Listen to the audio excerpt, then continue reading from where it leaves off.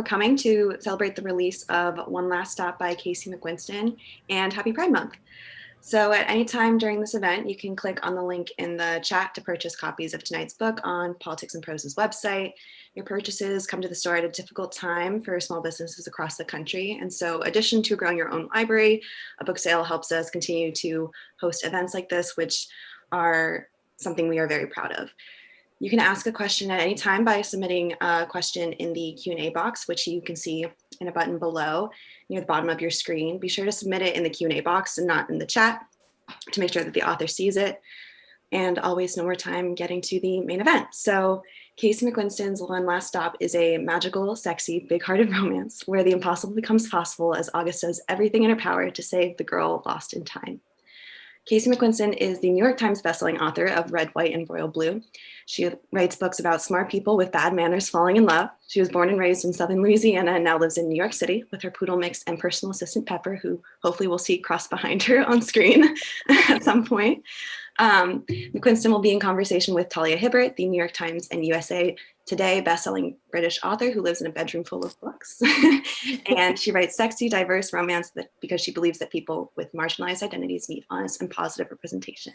So please give a warm welcome to Casey and Talia. Thank you. Yeah. Yay.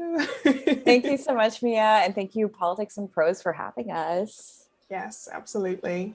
Yes. Super excited. I know. Okay, so I'm going to be asking you questions, and I'm taking this role very seriously, by the way. It's going to be very artistic and professional. So, yes. All right, I'm ready. To begin, for anyone who hasn't read this book yet, which, by the way, if you haven't, what are you doing with your life? No judgment, but also some judgment. How would you describe it? Oh my God. Well, first of all, I'm going to give them a little bit of leeway because it has only been out for 4 days. So, you know, they might still have like Eve Brown on their TBR and they haven't had time to get to it yet. And that's okay. But this is my book. This is my book, One Last Stop. She's pretty thick. And this is a book about the main character is a 23-year-old sort of prickly, cynical loner named August, who she's kind of on her 5th year of college just because she doesn't know what else she wants to do. So she's kind of dragging it out. And she moves to New York for her final year of college to basically try to find a place to live that feels more like her, somewhere that's a little isolated and cynical. And of course, it's a rom-com. So instead she finds this apartment full of ragtag band of misfits who immediately take her in, and she falls in love with this girl that she sees on her morning commute on the subway. And it seems to be this magical thing where this girl is always on her commute. They share the same commute, so they always run into each other. And then it turns out that this girl is actually displaced in time from the 1970s. And so she's kind of trapped in a time slip, and August has to help her get unstuck from the train and back home without falling in love with her along the way. So. And unfortunately, she fails at the last part, and she does fall in love with her along the way. I hate to break it to you guys, but she does. It is a rom-com. Which I, for one, was completely okay with. And you are channeling August's outfit today. I am. I did an IG Live with Cameron Esposito, which I had to wear Jane's leather jacket for because Cameron also always wears leather jackets.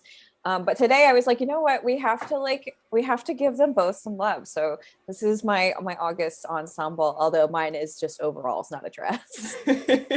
Yeah. Still though, fabulous. Yeah. Fabulous. Yes, thank you so much. I've interpreted the assignment to my own desires.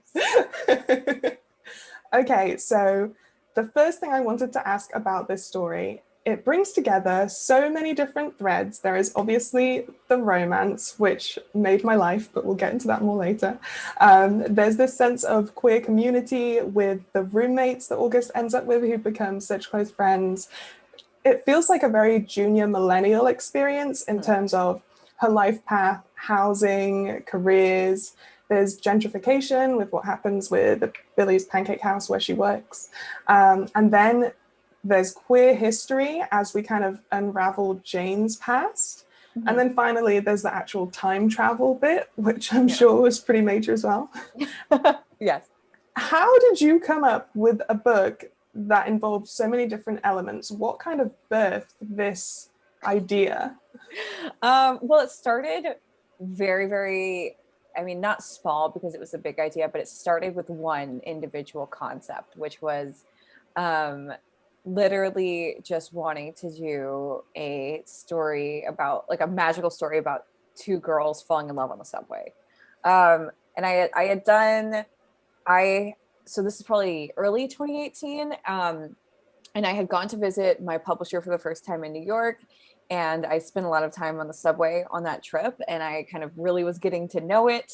As somebody who had been to New York a few times, but in a much more touristy capacity, this was my first time kind of doing New York, as a lot of my friends in New York do New York, you know? And I was just like fascinated by the subway because it's not something I'm very used to, but where I'm from.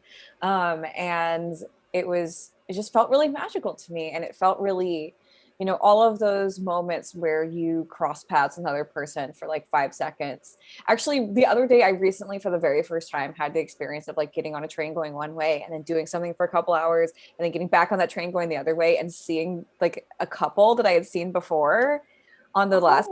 It was so wild. And it wasn't even the first car I got on. I got off the first car because like somebody was doing some stuff. They do in New York. And it's fine. It's just like, I'm going to go a different car. And I went to another car and it was like that couple from earlier. And I was like, what? This is like a moment. Last stop. But anyway, I mean like that, but those moments like really blow your mind because it's like how many different things had to align over so many different variables for like, if 1/2 second had been different, I wouldn't have caught that train. If that person hadn't been like having a time in my first car, I wouldn't have gone to the other car. Like it was just one of those moments of you know, all of the fates aligning. And I think that was what really drove my desire to really like literalize, is that a word? Make that magic really literal, you know, and like explore it as like an actual concept. So everything kind of spun out around that. And I think like there's a lot of stuff that was just kind of felt really naturally falling into place after I knew I was working with that, because at first Jane was going to be a ghost and she was going to be haunting the Q train. And then I decided I did not have the chops to write a ghost romance. And I'm sure that someone out there has written a really, really good one. But I am not that person. Did not have the skills. And so I decided to do time travel, and I kind of narrowed it down from there to like a specific time period. And I was like, okay, I think it'd be really cool if this character was sort of our way to explore on a really personal level what it was like to be a queer person in the 70s in America. And so that was like, that kind of fell into place just by knowing what the plot was going to be. And then I knew it was going to be set in New York and I wanted my characters living in Flatbush. And so I was like, I don't want to be one of those people who writes a New York book that feels really fake to actual people who live in New York, you know? And I didn't yet. I live in New York now, but I didn't at the time that I started like kind of outlining and writing everything. And so I was like, well, what are the issues that like I see people actually caring about in New York, like in their neighborhood, not in like the big city, but like in their neighborhood, like, you know, living below Prospect Park, like deep into Brooklyn, you know, the problems become very localized.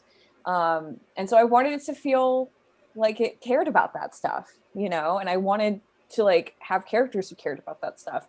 And so, yeah, so like that's where the Billy's plot comes in, which turned out to be way more timely than I expected, given how much like the restaurant industry has been struggling in the last year. I think we've all wanted to save our local diner in the last year, you know, or at least in a spiritual sense, I've wanted that. And so, yeah, I mean, it was just like, these were all things that I thought were really interesting and would like really flesh out the world that August lived in. And I really wanted to explore. And I think one thing I love so much about romance is that it's such a safe space to explore like complicated or darker or heavier issues, because like, I can't remember which, I think I might have been talking about this with Emily Henry, but like all of these issues you're able to explore with like this safety net under you of like, but everything's going to be okay in the end, you know? Yeah. And as an author and a writer and somebody who's also just like an annoying optimist who wants things to work out in the end, I find that really comforting and really reassuring as a reader. And it's fun to write inside as well. So Yeah. Yeah. Definitely. I 100% understand that and agree. Yeah. And it's so funny you should say that, actually, because my thing is that I hate time travel, right? Because because usually when there's time travel, that means bad, terrible things for any romance that's happening, because someone has to go back to their time. Right. But I could read this and be like, no, this is safe, because it's a rom-com, so it's all going to be fine. Yeah, exactly. I'm taking you inside like the feelings that you get when you watch like Lost or Doctor Who or like any time travel-y thing, and you have that like gut feeling, like that pit in your stomach of just like, oh, this is gonna end badly. And I'm like, just and I haven't even like, I've had people like tweet at me like, I've heard that people are like crying when they're reading this book, like, does it have a sad ending? And I almost replied that I'm like, I want you guys to trust me. It's a romance. Happy ending. I would not be doing this otherwise. And I trusted you. I I had that feeling. I was like, but at the same time, I was like, I believe, I have faith. Oh, and I will say, like, I did go for it pretty hard. Like, I wanted you to have that feeling because I knew that it was going to make the payoff better. Yeah. It worked out. It worked beautifully. Thank you so much. But also, it's kind of the same thing, because you have this safety net, you're able to explore issues, like you said, that are actually really serious and really emotional. So throughout the story, you see a lot of the kind of triumphant elements of queer history and people who were living despite what was going on around them, but you also see some really painful and difficult things. And I think because it was a rom-com and it was so hopeful, it was really nice to see even the painful things in a larger tapestry of positivity. But mostly I was wondering, what was your process for researching the historical elements and kind of weaving them into the story? Yeah, thank you so much. From pretty much the moment I had narrowed down like what time Jane was from, and I also had like chosen pretty early on that she was going to be like Chinese American. I was like, okay, well, I kind of have my work cut out for me of like what I need to be looking into. And so there was a lot. I just remember having like articles like open in the tabs on my laptop, and I felt like August, like on the LexisNexis. But I reread Stonebush Blues, which is like a really good like primary source on like what it was like to be a butch lesbian in the 70s. And I went to in 2019, the New York Public Library did like a Stonewall 50 exhibit.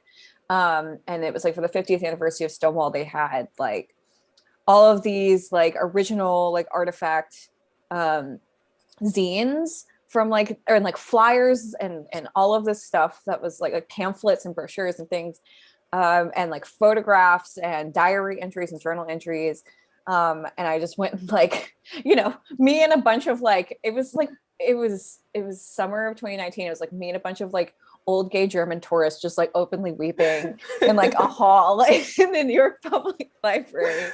But yeah, I like took pictures of all of that so I could go home and reread everything. And then I did the same thing when I was in San Francisco at like the GLBT Historical Society Museum. So museums were very helpful. And I also got the Stonewall Reader, which the New York Public Library like put out as a little book that was, oh, there's Pepper. That was like kind of a companion to the exhibit. And then I was reading, I was going on some deep dives on the internet. Like, you would be amazed how many like activist zines from the 70s are preserved in like the most basic like black and white HTML like just like somebody transcribed this type of little bitty websites on the internet. And so I was able to find a lot of those. So yeah, it was a deep dive, but it was a deep dive that I really enjoyed doing. And I feel like because I specifically sought out a lot of like primary sources, And oh, another thing that I did, and this wasn't so much research as it was just like an infusion of a specific person's life into this book, was like when I was in the line editing, no, the revisions process, a friend of mine who I had pitched this book to was like, listen, you have to come. I'm having dinner with some family friends, and you have to meet them and you have to like talk to them about their lives because this is like your book. And it's like, these are the ones who the book is dedicated to. It's like this, like a lesbian couple, and they've been together since 1976, and they live in this loft in Soho, and they're just like, have the coolest life story. And I just sat and like had dinner with them and talked for hours about like what it was like being them in the 70s and like what their lives were. And it was so cool. And I feel like really brought it home to me, like what I was trying to do with the book and with Jane, was that like I wanted to show that like the people who we like kind of idolize and imagine as these heroes of the movement were also just like people living their lives, you know. And there's this sort of flattening that comes when we idolize these people, and they are heroic, but they're also just like, Jane very much doesn't see herself that way, you know. She just sees herself as somebody who was trying to get by and trying to do the right thing, and who was pissed off a lot of the time because of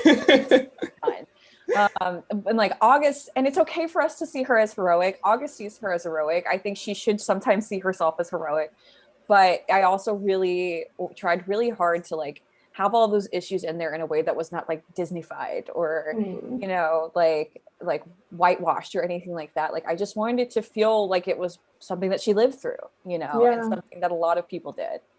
So sorry, that was a really long answer. No, it was a great answer. I love long answers because a lot goes into building a book, and it's great to hear all about it. And I loved the way that you did do that with Jane, kind of just showing that from her perspective, she was living her life. Because, you know, when you do kind of make someone out to be heroic, you kind of flatten the fact that actually they were just a person who was being put upon and who decided to, in whatever way, shape or form, say, actually, no, thank you. And I think that was just amazingly done. But speaking, no, sorry, there's like one other thing I want. I'm so sorry. I just finished re-listening to the podcast You're Wrong About. Has a 5-part series on Princess Diana, and a lot of it is just about kind of like explaining that like she was kind of not perfect, and like she like left a really lasting impression on the world, but she was also just like a human. And like in the last episode, one of the hosts just says like, you can be a hot mess express and still leave the world better than you found it. And I feel like that's kind of like the thesis statement of Jane as well. Sorry, I love that. Yes, next question. I mean, I was just about to say that I love Jane. And that she should marry me. And she's like the ultimate manifestation of everything that you might like hero worship about the people who have done so much for the community. But at the same time, she's also the ultimate heartthrob. I love how everyone who sees her throughout history either falls in love with her instantly or is like terrified of her. And or, you know, possibly both at the same time. And I love these little things that you did at the start of the chapters of like missed connections, whether online or in a newspaper or like a police report and things like that. How did you come up with those little glimpses into what Jane's been doing? Okay, so actually my best friend and like critique partner, who is also an author, Sasha Smith, her book Witch Haven is on my shelf. It's coming out in August. But she is the one who gave me the idea. She pitched me, like, she was like, you should do like Craigslist misconnections before every single chapter. And I kind of took that and ran with it. And so then I just like sat down, and I thought it would be so cool if they start off like, because I was imagining some readers going into this not knowing the twist. And so I thought it would be really cool if the first few ones are like, it's like a Yelp review and like a story from the New York Times and a Craigslist misconnection. And then as you start, if you look closely, the years start not making sense, like around like chapter 4. And like, if you're looking closely and you don't know the twist yet, you're going to be like, wait, this author did the math wrong. I did way too much math. And so then I thought it would just be like, I am like such a sucker for like found elements or like multimedia elements or ephemera or whatever. I mean, I think every book I will ever do will have some element like that because I think it's so fun and immersive and just like kind of, to me, like makes the experience like, I guess, yeah, immersive. That's the word. And so I thought it would be really fun. And also like, it's a really cool way to kind of build out Jane's character beyond just like what we are able to like experience with her on the page, because she's got such a cool life that she had behind her. And it's like kind of inaccessible to her now. And it's not like we get to live it with her. So I really loved being able to like kind of take people into like on kind of like her greatest hits tour, you know? And yeah, I mean, like I love using stuff like that because there's so much you can get across in like 100 words in a cool format, like at the beginning of a chapter, that like it would not hit the same if I tried to describe it to you, you know? Yeah. But yeah, it was a lot of fun doing that. It was also really nerdy because, oh, my favorite one, there's like a personal ad in like the New York Review of Books or something that it's like, wealthy older woman, like, Yes. like a hot, like rich old lady who like saw Jane on the subway is like, are you such and such from the subway? I am a wealthy older woman. I'd like to keep you spoiled. That is based on a real personal ad that I found in the archives of Really? that. Yes. Paraphrased from a real, I was like going on a deep dive through the archives of like the New York Review of Books or New York, I can't remember what the publication is off the top of my head, but I was going through a deep dive through our archives because I wanted it to sound like one of the actual ads that they had run. And and I found that when I was like, we're doing this. Oh my God. I hope someone actually replied to that ad. You know, somebody deserved to have a sugar mama. It wasn't a dude. It probably was a dude, but I was like, I'm going to make it like a hot older woman. Absolutely. Yeah. Oh my God, that's amazing. I also actually, speaking of all the different like clues to Jane not adding up, I loved August's background and like her detective work and the way she grew up. And I thought it was so amazing how she obviously had some negative feelings about how that had impacted her life, but it also turned out to be kind of like her superpower and how she solved things. So how did you come up with August's backstory, and how did you decide that she would kind of be what I think is quite an unusual character for a rom-com, actually? Thank you. I think again, this is something that was like kind of dictated by what the plot demanded, because like I said, everything kind of was built around this central idea of like, this is what I want to do. And so I had this character who was a huge mystery, you know, and like she is stuck and we have to figure out how to get her unstuck, and we have to figure out how she got stuck. And I was like, okay, so what type of person would be able to solve this mystery? And like, not only that, but would be like very, very driven to solve the mystery of this person who's like at, you know, in some ways kind of a stranger. Like, why would she care so much? Because like, anyway, so I thought about that a lot, and there was a couple different things I tried out. Like at first, she was going to be in the very, very earliest outline of this, she was going to be an investigative journalist. And she had like majored in journalism at college, and she couldn't get like a job doing journalism. And so she was like managing the social media account for like this national pancake chain called Pancake Billy's House of Pancakes. And from there, I was like, you know what, though? This person does not have her life together enough to even have finished college yet. Like she doesn't know who she is. And so that's when I started rewriting. It's like, well, what's another occupation or skill set that she could have? And then I started thinking about, like, I don't know, I really love like that Jessica Jones sort of like a hard-boiled, like, you know, like just I'm a loner and I solve crimes type of vibe. And I wanted to kind of soften that up to be a little more quarter life crisis-y. And so I started thinking about like, how do I get to this? And then I started thinking about Veronica Mars. And, you know, she's this character who she's like this girl detective, and her entire life revolves around her relationship with her dad and what she's learned from him. And then I started thinking about Rory Gilmore, who's from the same era, her entire life revolves around her relationship with her mom. And I started thinking about that archetype that I feel like we had a lot in like early 2000s TV in America, which was like single parent, only child, us against the world type of energy. And I was like, well, what does that character's life look like, you know, like after like 5 years after the show ends? And like they're like, I love the idea of this person kind of like looking around at age 23 and being like, oh my God, like I have no idea who I am, and I don't know what I want, and I don't know if this is what I want. And like I liked that August still arrives at being like, okay, well, this thing I've been running from is actually something that I'm really good at and really love doing.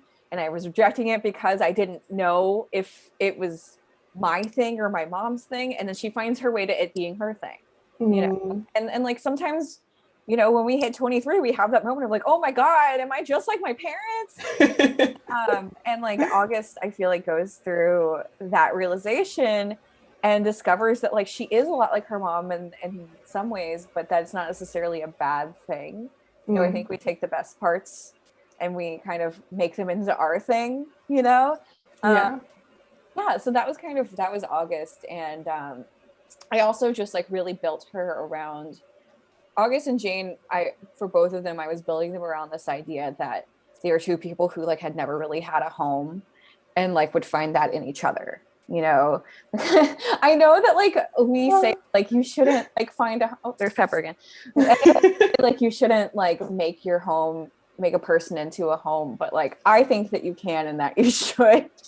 I agree. Or you can make a home together, build a home together. Yes. And that's so much of what August is like thinking about and looking for in the book. Like when there's like this part of the book where she talks about like how she imagines a home, and it's not just Jane, it's like it's her and Jane, and it's like she describes it as this like a little warm little glass terrarium, you know, with like growing plants, and she can like from her little window she can see like Jane and August. I mean, she can see Mila and Nico and Wes and like all of her friends, and just like having a familiar routine, and you know, home is people more than it is any place. And that was kind of what I was trying to get her to in the book. I love that so much. It came across so brilliantly. And I also love actually how she is kind of this loner character, and obviously at the start of the book she's distancing herself from her mum a bit, but she still accidentally winds up with a family because of all these fabulous side characters, which gave me like huge fan fiction energy, you know, in fan fiction, because it is so sprawling.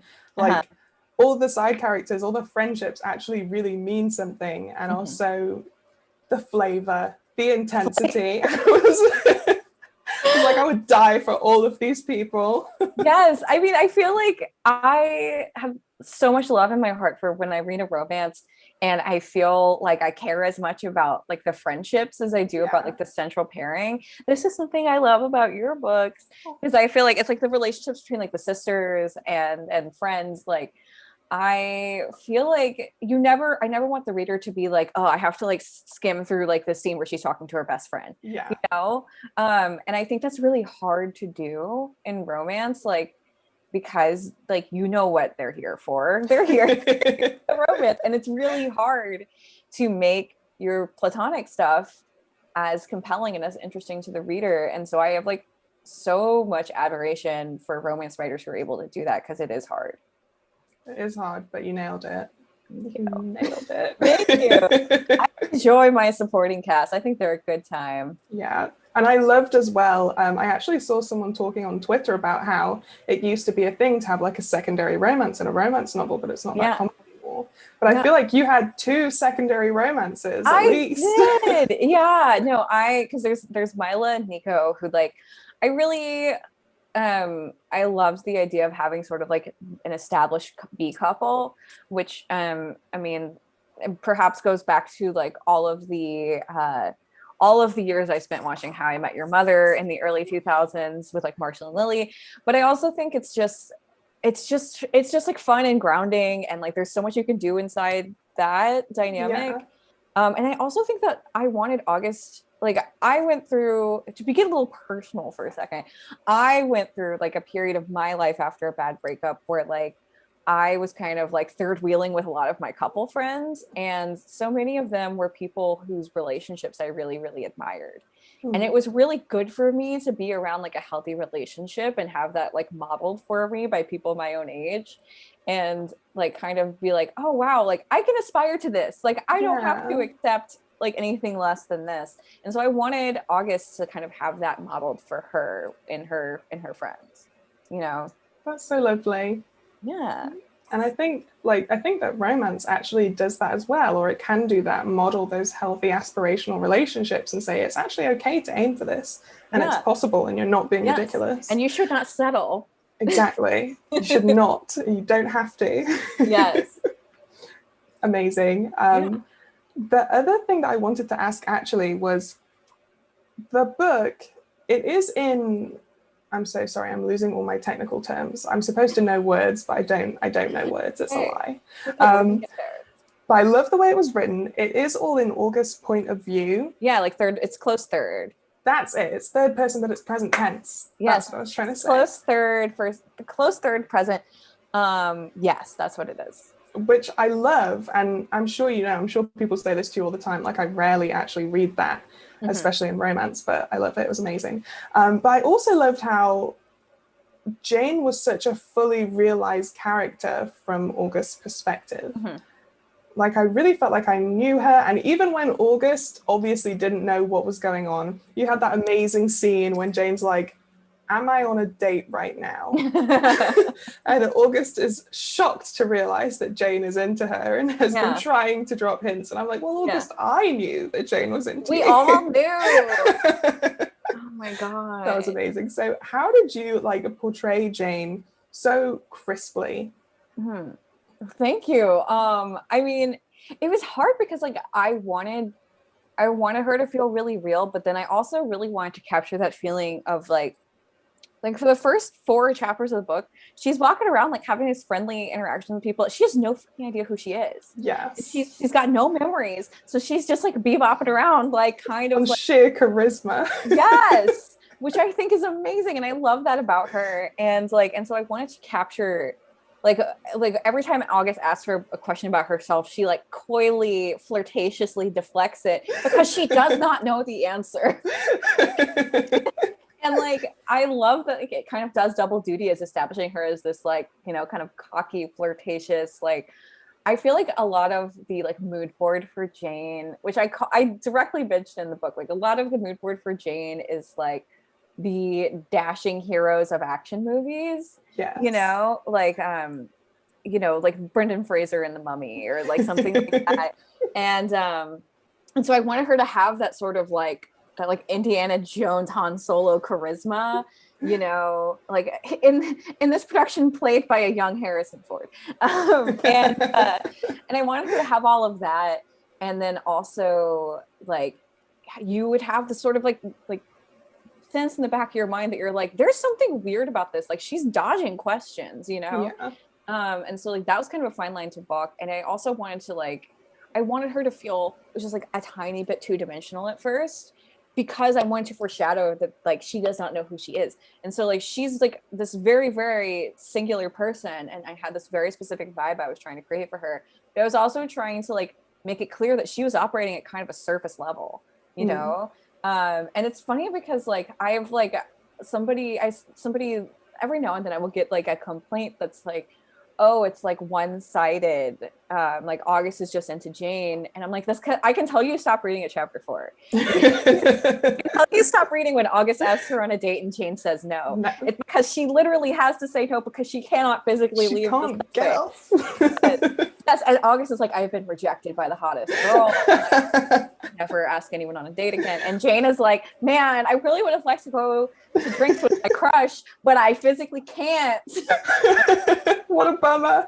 I know, but she was just like, she was so much fun to write. And like, she was so like, I feel like, you know, with my first book, Henry was a much more like subdued, like romantic lead. And like, it was really fun to write a romantic lead who was like, she knows what she wants, and she's like very outgoing and very unafraid of most things except for feelings. And yeah, I mean, I think it was hard, but it was fun. And I think I got her so much faster actually than I got August, because I think that August, speaking of point of view and first person versus third person, I actually wrote this entire first draft in first person. And then God. I know, and I don't write first, I write third. And I I literally remember like the walk I was on when I had the realization that I had, like, I was like walking through these lavender patch by my old house. And I was like, oh my God, I have to change the entire thing.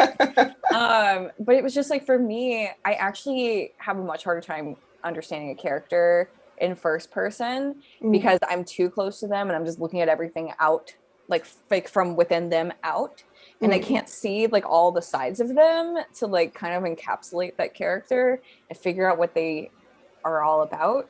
And so honestly, like, I feel like the part of the reason that Jane is written that like in a pretty crisp way is that like third person is really where I excel in capturing a character. And I had to learn that the hard way. I had to change 100,000 words of a first to third person. No. Not just like a find and replace either. That is like a, because there are certain lines that will work in first person that like in the narration that will not work in third. And you have to go through, and it's like the verb conjugation. It sucked. This is giving me like, oh no, worst nightmare. Well, yeah. You know what? Thank you for your service. Thank you. It was, I suffer for my art. Yeah. Oh, so I kind of want to talk about, first of all, and I feel like we've discussed this a little bit. Obviously, this book is a rom-com, and it is very funny, by the way. Yes. It's hilarious. Thank you. Thank you so much. It's also so like swoony and romantic, and it's very bouncy and pacey. But then at the same time, as we mentioned, you've got like really important things, especially I think with both August and Jane's kind of relationships with their families. They're both really complicated, and they both want to kind of fix things in their own ways.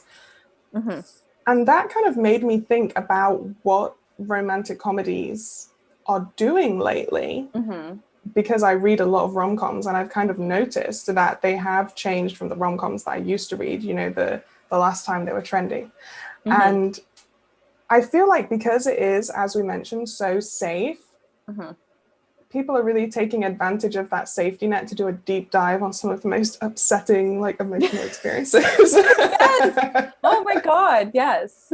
Like Emily Henry's Beach Read, the setup is like the main character has like just found out from her dad dying that he was having an affair. I'm like, oh man, okay, let me just like, all right, let's get into it. Yeah. Exactly. So why do you think it is that rom-coms are able to do this, and what are some of your favorites that are doing that right now? Oh my God. Well, I mean, when I think about like my favorite rom-com movies, they're the ones that made me cry the most, because I think that like, first of all, like we said, like it is a safe space to explore these issues. And B, I think that like rom-coms are all about like emotional highs, and you have to have those emotional lows too to make the stakes feel really real and to make it feel like you're not just like blowing smoke up your reader's ass, and so like, yeah, I always like every rom-com I write, like there's that side to it where it's like, oof, there's some tough stuff going on over here. And like this book gets like pretty dark, like when it gets into like stuff that Jane lived through. I mean, she was gay in the 70s, and I did not want to sugarcoat that or like flatten it or make it like act like, oh, she was just at the drag shows and it was fine, but yeah, I mean, I think that like maybe I also think that romance writers have a lot of feelings. Yes. Like, I don't know about you, but I have a lot of feelings. I cry like at everything. I cry at commercials. But I don't know. I just think that like we are just like we're already working with this huge emotional toolkit, you know? Like I think more than almost any other genre, we are like writers who are going to get down in the weeds with emotion. You know? And that's what I love about romance. And that's why I think romance is like the hardest genre to write. And like, you know, like go romance. Toot that little horn. Like I think romance is like one of the most like difficult genres to do well because you are just doing pure high octane uncut feelings, you know.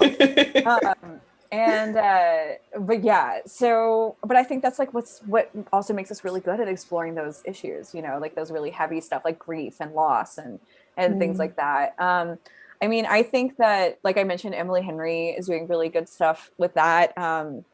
I also really like Abby Jimenez's books deal with a lot of grief and a lot of loss, and I think are also really, really, really funny. Hang on, I gotta cheat and look at my shelf. Oh my god. I mean, there's a lot. Like, I mean, I gotta isolate down to like 2 or 3. The ultimate challenge. Okay, I think I mean, I am a huge Alyssa Cole fan.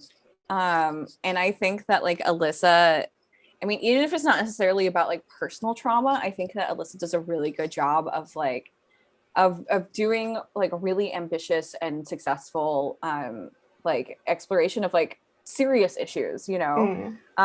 Especially like I really love all of her Royals books.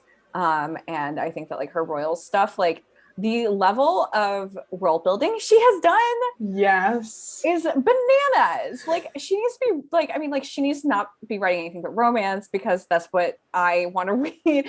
But like she needs to also like she could, if she wanted to, she could be writing like the most elaborate fantasy because she is world building, baby. But yeah, I feel like those are some of my faves, and I feel like I want to hear your recs on this. Oh god. Okay, let me think. Oh no, I don't have my book phone. I know. So I have to like literally every time somebody asks me, I have to look at that shelf because I'm like, I suddenly can't remember any book I've ever read in my life. Have I ever read a book? Not sure. No, I don't think I have. I don't even know that I can read. I have to say, my favorite authors for feelings. Okay, so this is kind of historical rom-com, and I don't know if it's officially classed as a rom-com, but they're always hilarious. Courtney Milan, especially The Duke Who Didn't, which was so like, it was so bouncy and light, but also like, damn, like, okay, but also delightful. So Courtney, definitely. I'm looking at my books. Oh, I read Sweet Hand by N.G. Peltier, and I haven't read that one yet. Oh my god, it was amazing. And it definitely had like the emotional highs and lows. It's an enemies to lovers story, and the leads have known each other forever. So they're very committed to this enemies vibe. And they do like really dislike each other and do bad things. But at the same time, when things get rough, they support each other very grudgingly. And I love that. I love that. I'm literally getting out my notepad to remind myself to buy and read it. I remember when that cover was announced because it's so gorgeous. And I went and followed N.G. Peltier as soon as the cover was announced. I was like, I cannot wait to read this book. This sounds fancy. And so, yes, I can't. That is the reminder that I needed. Thank you. Yeah, it's fabulous. 10 out of 10 would recommend. Yes. And actually, I've noticed I'm really bad at talking and reading at the same time. I've noticed that we have 29 questions in the Q&A box. I guess we should get into those, huh? I guess we should. So I'm gonna go. You pick whichever ones you like. You can jump or you can choose your own adventure. I am the question god. Okay, let's see what happens.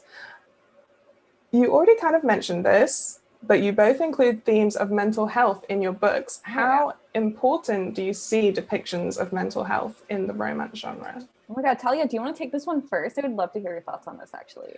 Okay, so I love kind of depicting people with different mental health elements that they're coping with. falling in love, because I feel like romance kind of shows who is worthy of love and who can have love and what kind of love they can have. And I love the idea of, you know, proving the truth that you can kind of be dealing with your mental health and still live happily ever after. I love that. I feel like that's a lot of how I feel too. You know, I feel like you said it really well. I think for me, like I have my stuff and I love like reading books that feel really affirming and validating and like once again modeling, you know, what type of love that you can have and that you should expect from people, you know. And I think also it's just true. Like it's just what life is like for a lot of people, you know. And I think also like when we talk about writing feelings books, you know, anxiety and depression, like especially are things that are really tied into feelings. And they don't just like, you know, they're not isolated to one part of your life. They touch everything, and including relationships. And so I feel like that is something that I never want to not consider when I'm writing romance. Yeah, definitely. I love that. Okay. Who is your favorite character you've ever written? Ooh, okay, I'll go first. Jane is really high up there. Jane is really, really high up there. I mean, I like, this is might make people mad, but I do like she is my favorite romantic lead I've written. And like we love Henry, but I mean Jane is really Jane. She's something. I also really love Alex and Nora from Red, White, and Royal Blue, and I really have some characters in my third book that I haven't announced yet that are really the lead character of that book is just my love letter to annoying girls. Yes. Like I feel like so many of us were, because it's a YA, and like I was unbearable as a teenager. Absolutely. And same. I was, yes. And I'm like, you know what? I hated myself for so long because I was an unbearable teenager. And I'm like, this is for the annoying girls. Like we're doing it for that. Yeah. I love that. I feel seen. Yeah. Who are your favorites? Oh, it's so tricky because every time I write a book, I'm like, these are the greatest characters that I will ever write. Right, yes. I really loved writing Eve from Actor Age Eve Brown because she's so different to me, and also because she's kind of so unapologetic while also being vulnerable. I guess she's also kind of an annoying girl, right? But she's like... Justice for annoying girl. Yes. So... love that. Yes. But actually, mentioning your YA, someone has asked, is your YA also going to be in third person present tense? Because they love that combo. Yes, it is. I actually did briefly think about changing it to first, and then I was like, I'm not doing this to myself again. I mean, it's good to learn. It's good to learn. I will never need to be taught that lesson twice. Oh, this is a great question. As such an optimist and idealist, what was it like writing from August's very cynical perspective? It was so hard. It was really hard. Like there were so many times that I was writing the opposite of what I would do. You know, like I feel like I've said this before, but like if I was in August's position and I moved into like an apartment full of like really, really cool, weird roommates who like all knew each other already, my response would be to be like almost embarrassingly falling all over myself to try to be their friend. Like they would be at work, I'd be cleaning, and I would be like, oh, I baked a cake. Like, you know, do you guys, I buy everyone dinner? Like it would be so annoying. but so like for August to be like, actually like, I don't know if I want to go have pancakes with you. I'd rather just sit in my room and like be alone. I'm like, this is so the opposite of how I would do that. So it was really hard. And I think part of the reason I did is because I wanted to challenge myself, because I think Alex in Red, White, and Royal Blue is a lot more like me and has like my sort of like idealist mindset of like, well, if I try really hard and believe in myself, I can accomplish it. And August is like, I don't want to believe in anything, Like, not nah. even myself. You know, but it was hard, but it was like I made it hard for myself on purpose, which is a choice, I guess. It worked out amazing, and also it was great to kind of see a character like that with Jane, who Yes. I love them. It's so funny. It's so funny because Jane is the one who's like really been through it, and Jane's Yeah. also the one who's like, but it's gonna be okay. Like it can't get worse, you know. Like she's stuck in a time loop, and she's still like, let's all just, you know, listen to some music and chill. It's gonna be fine. It's gonna be fine. She really, really like. I really wanted to give her a nature like that because I wanted her to not be bored, you know. Yeah. Okay. How did you come up? I was wondering this too. How did you come up with all the great drag names in the book? Oh my God. I literally just thought about words. Antidepressant.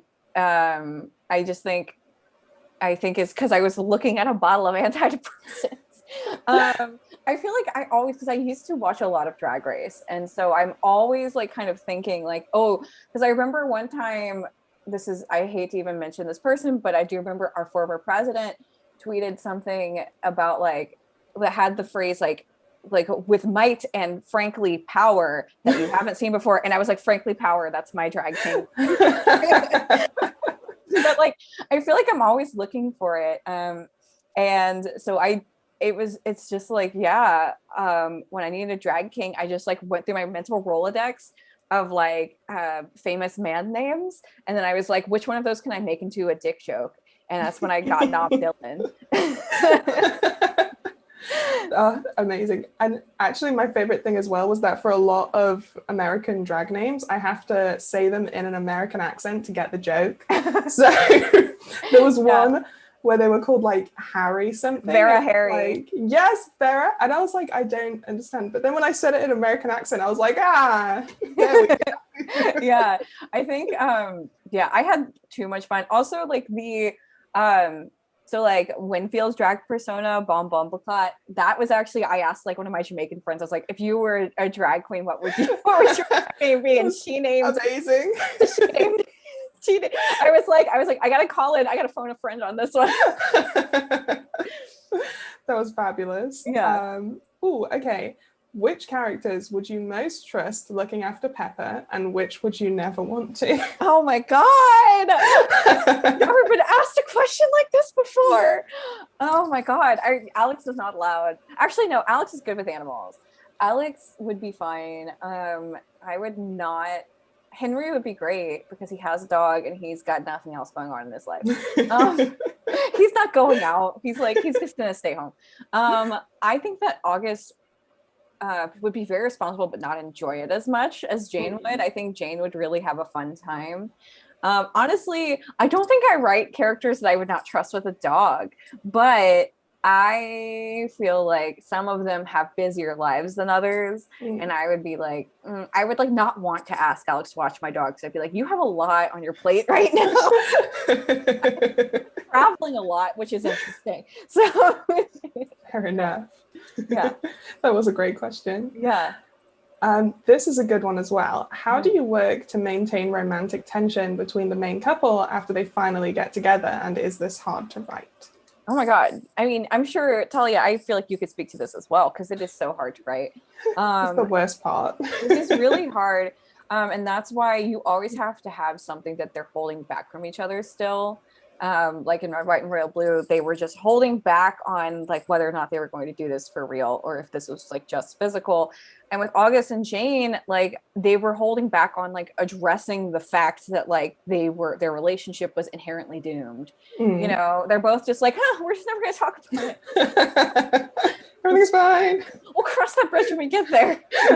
No pun intended. But so like you still, I think the trick is to always have something that two people are holding back from each other. Like maybe if they are more emotional people, it could be like they get to like, they are more emotionally intimate first, but they're holding back on like physical intimacy or something. There's always got to be that one thing that's unaddressed between them. What do you think, Talia? Yeah, I completely agree. This is honestly the part that I suck at the most. But another thing I like to do is kind of, you know, when they have the tension of will they or won't they get together, and there's kind of this promise of how great their relationship can be. So when they are together, I kind of like to take a moment to just show that it is that great before it maybe inevitably blows up. Yeah, I feel like one thing I love about romance and like adult romance, especially because we have, I think, more room to play inside the relationship, is that we do get to have we get to have fun writing a little honeymoon phase. Yes. You know, which is like, I like to read. It's like candy. It's definitely my favorite part. It's the part of the book that I probably reread when I have sad feelings and I want happy feelings. Yes, I like the without spoiling anything, like I love rereading the last chapter of this book. Like yes, when I also love the part of this book where I don't know how to describe this without spoiling, to be honest, but it was in the middle-ish of the book and it was incredible and I loved it. And it was very dramatic. Was it we'll talk about it later. Did it have to do with the Manhattan Bridge? Yes. Okay, yes. Absolutely it did. Yes. I will never take the train the same way again. Okay, so someone said, oh gosh, and we're really actually running out of time. This hour went God, fast. this flew. It did. I'm going to speed read this question. Yes, okay.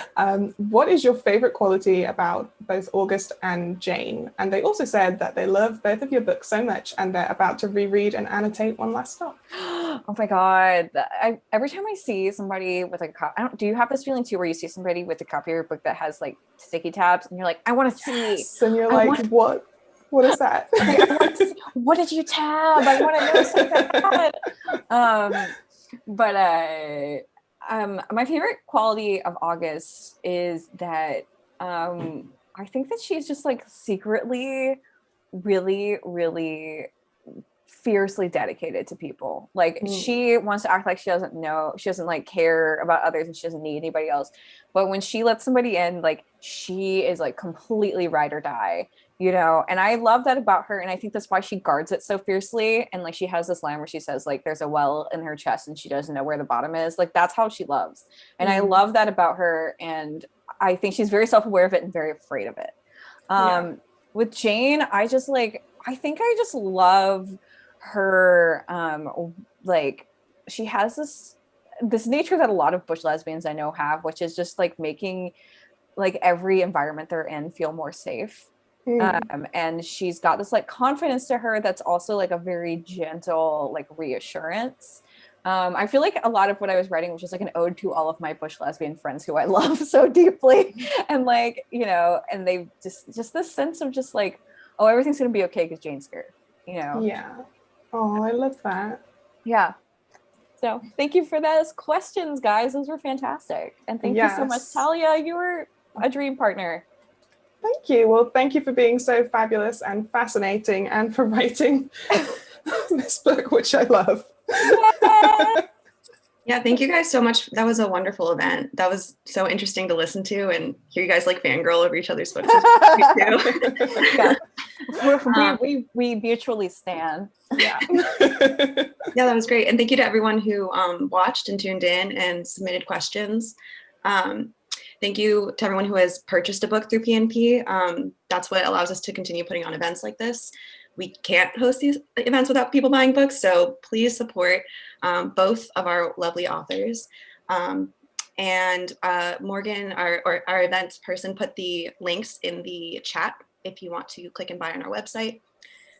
So stay well read. Thank you so much for such a wonderful event, guys. Yeah, thank y'all so much. Thanks, everybody. Thank you. All right.